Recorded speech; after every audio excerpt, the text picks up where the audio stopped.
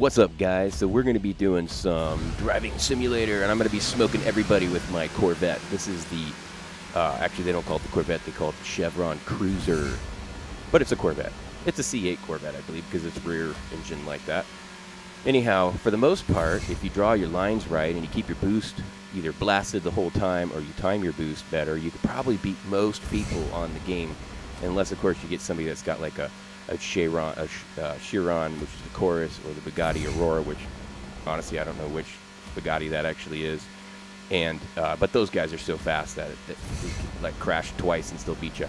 But if you've got just average drivers using average cars, maybe even a little better than average cars, most of the time they crash or they get game pauses or something like that, and they're not going to necessarily be as good. So I just wanted to show you guys what it looks like to drive a decent line with the Chevron Cruiser, and you can get consistently 1 minute marks, like very consistent, 1 minute, half-second stuff, as long as you don't clip something. But you'll see, watch this, bam. See, 1 minute 68. I can almost pull that every time with the exact same lines, and I'm not doing anything except for holding the shift key down the entire time I drive. Also, my Cruiser here is fully upgraded, so it does have the fastest you can get the Cruiser to be, and I'll show you what that looks like right here. If I can click on the garage button, that would work. Performance, engine, race engine. See, you want the, I don't want to unlock it. You want the race engine, the turbos, twin turbo, a little faster acceleration, which is interesting. This should be much faster acceleration. Superchargers always kick in first. Turbos take a while to spool up. And I got the slick tires. You can see that the race tires would give you a little bit better handling, but at the speed of 230, you don't need better handling in this car. The max speed of this car is 230. With boost, it's like 240 something, I think. We'll just pay attention to miles per hour. You'll see what the max speed is here. I think it's about 240 something. Yeah, 243, 244, 5, something like that, which isn't bad.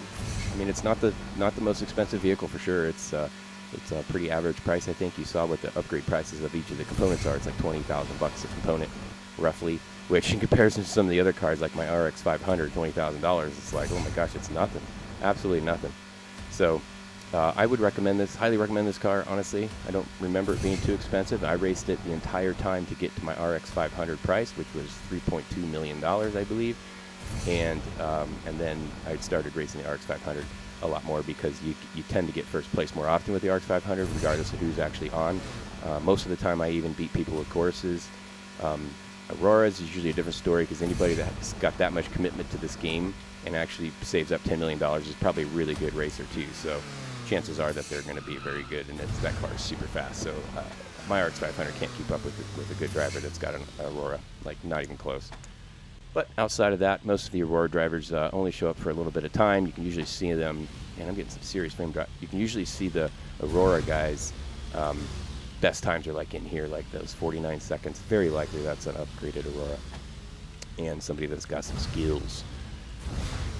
So as you can see, pretty consistently, we'll do another race here, and I'll show you that I can consistently get 1 minute times with this car. I wanted to show you guys that because I see a lot of people racing with this specific car, and they're not pulling the track times that they should be pulling around the world. So pay attention to the lines that I draw. That means like how you prepare for a corner and how you hit a corner. Like, pay attention to that. And then do the same thing, so that way when you race, you can get the same 1 minute times as well, and that's a pretty decent time. Unless you've got somebody with a pretty fast car, they're not likely to keep up. You'll probably get first, second, and maybe third, quite frequently, most times. Again, unless there's somebody crazy online that's got a really fast car, like me in my RX 500. I generally pull first place most of the time, unless I clip the rocks at the end. That's my favorite place to crash. Is either this first corner here, because I didn't pull the turn at the right time or something like that, or the rocks at the very end is another spot that I tend to crash a lot on, because I just can't get past that rock area for some stupid reason. So the line here is when you hit this corner, you got to start turning like before the corner almost, so that the car is like in turn mode, if you will. I don't know what to explain there, but it's like if you're already turning, the car responds faster to the same turn action. So typically I tap the key like a bunch of times to kind of keep it like turning in turn mode. And if you tap it without holding, like when you hold it, it actually slows the car down. If you tap it, sometimes it can turn without actually slowing the speed of the car down, which is really what you want to achieve, because you don't want to slow the car down. If you hold the turn key too long, like I'll go around this corner, watch, my speed will probably drop. No, I boosted. But if I hadn't boosted there, it's very likely that the car would have slowed down. Like in the, 20 or 30 miles an hour, you got down to 200 miles an hour instead of 230 for that corner. And that's because when you're turning really hard, your car can't maintain acceleration. So the trick there is to use and save your boost, so that way when you're turning, if you think you're going to go too slow around the corner when you're turning, turn your boost on, because the likelihood of you crashing because you're going too fast is not there, but you won't lose your speed. So like as you go around the corner, as your speed drops a little bit, hold the boost key down, and you should at least maintain speed even on a full hard corner. And that's particularly valuable when you're driving the faster cars, because the faster cars, they definitely lose speed on corners because their top speed's so high. So if you're not paying attention, you can very likely drop your, like my RX 500's 294 top speed, and some of these corners, if I'm not paying attention, I can easily get them down to 230 because the corner's so hard. But if I time my boost right, I could probably maintain at 250 and above on the same corner. So that's very important to time your boosts with the faster cars. With this car, you could probably just keep the, wow, look at the car's glitching all over the place. For this car, you could very likely just keep the boost on the whole time. It doesn't really matter because it's not going fast enough to worry about it. But if you wanted to learn how to time it, always time your boost so that you have it available when you hit the corner, but still use it on the straightaways. Like you don't want to not use it on straightaways, because it definitely gives you an advantage on the straightaway, because you can get that extra. You see that? I just made that corner at 230. But back to my point, you definitely want to keep the boost available for the straightaway, because it helps you maintain higher speeds even when your car's slow. Like 236 up this hill is good, because this car's top speed's only 230. And you can see my speed just dropped to 211. I had the boost out of that corner. Trying to maintain the speed is what I was trying to do, because otherwise I think it would have gotten sub 200 miles an hour with the amount of turning pressure I had on the front tires. This corner kind of does the same usually, because it's a pretty hard corner. I was able to maintain decent, and then I still have boost left over, so I'll just run it out before the end, and we should pull another 1 minute. And as you can see, this is like the fifth lap I think I've done at a 1 minute time. So this car is very, very consistent on your timing. I'm serious. Like, you can get this car for super cheap, and you can run a 1 minute time non-stop, race after race after race, because it's really not that hard to control it in comparison to the RX 500, which is significantly faster. And I'm assuming that the even faster cars like the Chorus or the Aurora are definitely even harder to control. I just imagine. I haven't tried them yet, honestly, especially not in a race. And I drove somebody's Aurora once because they let me, but it's hard to test that when you're running into cars. When you're doing a race, at least there's nothing you can crash into, so it's good. It's a good test of what the car is capable of without running into other car objects and things on the road.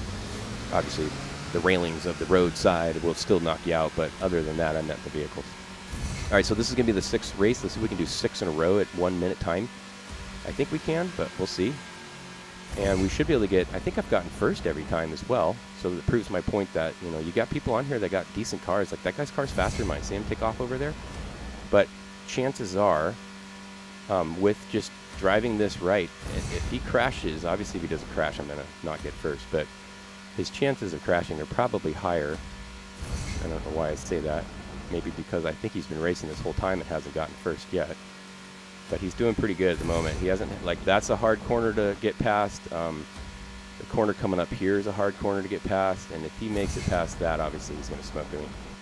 Well, not smoke me, but you know what I'm saying. He's definitely going to have a better chance at first. So yeah, there you go.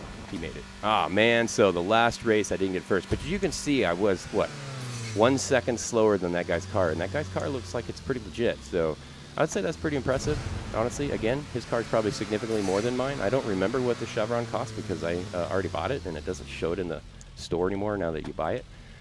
So anyhow, I just want to show you guys that. Follow this line. If you get a Chevy Corvette or the Cruiser, Chevron Cruiser, it's a good car for at least the newbies, and pretty cheap to upgrade, and you can consistently get 1 minute times. You can see I got all firsts or seconds through this whole video.